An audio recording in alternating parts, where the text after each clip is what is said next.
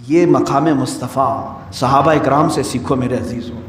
ان دلالوں سے کیا سیکھو گے جو آج حکومت کے تخت پر بیٹھے ہیں، جن کو نام مصطفیٰ کی کوئی قدر نہیں. اسی لیے سرکار مفتی اعظم ہند رضی اللہ تعالیٰ عنہ نے اعلان کیا تھا مدینہ طیبہ میں، تیرے حبیب کا پیارا چمن کیا برباد، الہی نکلے یہ نجدی بلا مدینے سے. ایک شخص آیا صلح حدیبیہ کے موقع پر، حضور پاک صلی اللہ تعالیٰ علیہ وسلم کو اس وقت مکہ والوں نے عمرہ کرنے کے لیے روک دیا تھا، نہیں جانے دے رہے تھے. 1400 صحابہ تھے صرف. ایران کی سپر پاور، قیصر ملک روم کا سپر پاور، یہ لوگ قاصد بنا کر کے بھیجیں، دیکھ کر کے آؤ محمد ہماری سلطنتوں کو ہلانے کی بات کرتے ہیں، کون سی طاقت جمع کی ہے. یہ شخص آیا، دیکھا. اب اس کی زبان سے سنو، عروہ بن مسعود ثقفی یہ کہتا ہے، یہ حدیث پاک میں بھی موجود ہے کہ اس نے دیکھا کہ یہاں پر انہوں نے کون سی طاقت جمع کی. وہ باہر واپس آ کر کے رپورٹنگ کرتا ہے اپنے بادشاہوں کو، کہتا ہے میں نے دیکھا ایک ایسی فوج محمد کے پاس ہے صلی اللہ علیہ وسلم کہ جب وہ بولتے ہیں تو یہ سارے کان کھڑے کر دیتے ہیں، جب وہ کسی بات کا حکم کرتے ہیں تو دوڑ پڑتے ہیں، اور جب وہ وضو کے لیے جاتے ہیں تو مجال ہے کہ ان کی کلی کا ایک قطرہ بھی زمین پر گرے، سب اپنے ہاتھوں میں لیتے ہیں. صحابہ کا یہ ماحول دیکھ کر کے اس نے بتایا. اللہ کے نبی صلی اللہ علیہ وسلم کے متعلق وہ کہہ رہا ہے، قاصد میں دور سے دیکھتا رہا محمد صلی اللہ علیہ وسلم وضو کے لیے کلی کر رہے ہیں، اور صحابہ اپنے ہاتھ پھیلائے، اپنے دامن پھیلائے ہیں.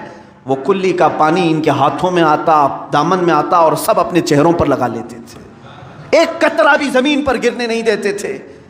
اور وہ واپس آ کر کے کسریٰ سے کہا، میں نے بڑے بڑے بادشاہوں کے ہاں فوج کو بھی دیکھا ہے لیکن ایسی دیوانگی کسی کے ہاں نہیں دیکھی. پوچھا انہوں نے کہ کیا طاقت جمع کی ہے، انہوں نے کہا چھوڑو ان سے لڑنے کی بات ختم کرو، محمد صلی اللہ علیہ وسلم کو وہ تمہارے حوالے کبھی نہیں کریں گے. کہا کیوں نہیں کریں گے؟ ارے میاں وہ ان کی کلی کا قطرہ زمین پر گرنے نہیں دیتے، ان کے خون کا قطرہ کہاں سے گرنے دیں گے؟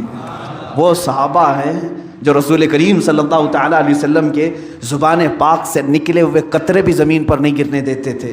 تب اللہ رب العزت نے ان کی شان میں قرآن میں آیتیں نازل فرمائی، اور وہ نہتے ہوتے تھے، پیروں میں چپل نہیں ہے، ہاتھوں میں تلوار نہیں ہے. غیبی طاقت ایسی ہوتی کہ وہ لکڑی ہاتھ میں لے لیں تو وہی تلوار بن جائے، گھوڑے اگر سمندر میں دوڑائیں تو خشک راستہ بن جائے، اگر وہ درندوں کے پاس آئیں تو وہ درندے ان کے فرمانبردار بن جائیں. یہ ساری طاقت و قوت خدا کی طرف سے غیب سے انہیں ملی ہوئی تھی، صرف اس لیے کہ ان کا یہی قول تھا جس کو اقبال نے کہا ہے، آبروئے ماں ز نام مصطفیٰ. ان کا یہ نعرہ تھا ہماری کل آبرو نام مصطفیٰ سے ہے. وہ جیتے مرتے تھے صرف رسول کریم صلی اللہ تعالیٰ علیہ وسلم کی عزت کی خاطر. عزیزان گرامی وقار، صلح حدیبیہ کا موقع، جنگ احد کی بات دیکھ لیں. اللہ کے نبی صلی اللہ تعالیٰ علیہ وسلم کے دفاع میں ایک صحابی کھڑے ہیں.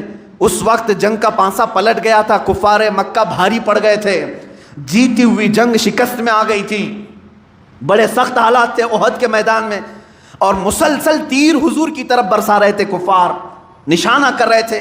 ایک صحابی کھڑے ہیں حضور کے ڈیفنس میں، ان کے جسم پر 80 تیر چبھے ہوئے تھے، لیکن مجال ہے کہ وہ ہٹیں حضور کے سامنے سے.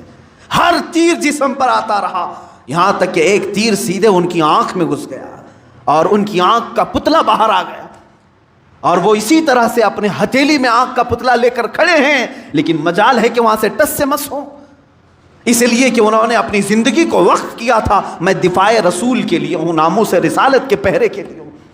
تبھی تو اللہ تعالیٰ نے ان کو غیبی قوت عطا کی تھی. اس کے باوجود اللہ کے حبیب صلی اللہ تعالیٰ علیہ وسلم کے چہرے اقدس پر ایک ظالم کافر نے لوہے کی ٹوپی سے مار دیا. لوہے کی ٹوپی ہوتی تھی جو جنگوں میں پہنی جاتی تھی، وہ پھینکا، رسول کریم صلی اللہ علیہ وسلم کے چہرے پاک پر وا کر لگی. اس کے 2 دانت تھے لوہے کے، وہ سیدھے حضور اکرم صلی اللہ تعالیٰ علیہ وسلم کے رخساروں سے، گال میں سے اندر داخل ہو کر کے دانتوں میں چلے گئے، اور وہ لوہے کی خود نکل نہیں رہی تھی. وہ دانت جو تھے وہ نہیں نکل رہی تھی، کاڑیاں جس سے دانت ہل گئے تھے. صحابہ اکرام بے قرار تھے. جانتے ہیں وہ منظر اگر میں اس کی عکاسی کروں، حدیث کے اوراق پڑھتے پڑھتے میری آنکھیں بھیگ گئی تھی. صحابہ ٹوٹ کر کے میرے آقا کے پاس آئے. صدیق اکبر کہتے ہیں یا رسول اللہ، میں یہ دانت کے یہ کاڑیاں میں نکال دوں گا، یہ کڑیاں میں نکال دوں گا. حضرت عمر ہیں، حضرت عثمان ہیں، اور دیگر صحابہ ہیں. وہ لوگ کسی نہ کسی طرح سے یہ رسول کریم صلی اللہ تعالیٰ علیہ وسلم کے رخسار میں چبھے ہوئے ان کڑیوں کو نکالنا چاہتے ہیں۔ کس حالت میں جانتے ہیں؟ کس حالت میں؟ ان صحابہ میں سے ہر ایک کے جسموں پر بڑے بڑے تیر چبھے ہوئے ہیں، وہ تیروں کے ساتھ حضور کے ساتھ کھڑے ہیں۔ کسی کو اپنے جسم کا تیر نکالنے کی فکر نہیں، رخسار رسول پر لگی ہوئی کڑیاں نکالنے میں وہ بے قرار ہیں۔ اسی اثنا میں ایک صحابی حضرت ابو عبیدہ بن جراح رضی اللہ تعالیٰ حضرت صدیق اکبر کو پیچھے کرتے ہیں، کہتے ہیں ابو بکر آپ پیچھے ہٹ جاؤ، اس لیے کہ یہ جو کڑیاں ہیں یہ نکالنے جائیں گے تو حضور کے 2 دانت تو شہید ہو جائیں گے، حضور کے 2 دانت شہید ہو جائیں گے۔ حضرت ابو بکر صدیق نے کہا تو نکالنا تو ہوگا ورنہ یہ زہر پیدا کر سکتا ہے۔ حضرت ابو عبیدہ بن جراح آئے، اجازت مانگی، یا رسول اللہ صلی اللہ علیہ وسلم مجھے نکالنے کی اجازت ہے۔ کیسے نکالا جانتے ہیں؟ رخساروں میں چبھی ہوئی کڑیوں کو اپنے دانتوں سے پکڑ کر کھینچنے لگے، ہاتھ سے نکال سکتے تھے، دانتوں سے پکڑ کر کھینچنے لگے۔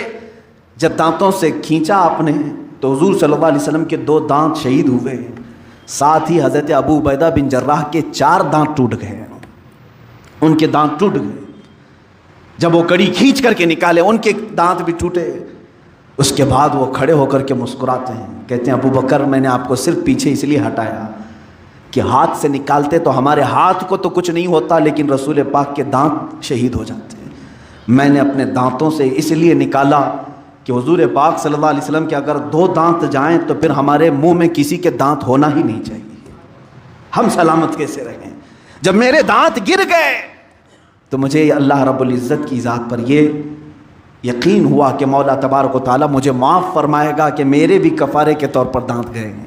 وہ صحابہ کی الفت تھی میرے عزیزوں، وہ صحابہ کی الفت تھی، ان کی بارگاہ مصطفیٰ کے جو لگاؤ ہیں، یہ آداب ہیں، یہ آج دہرانے کی ضرورت ہے۔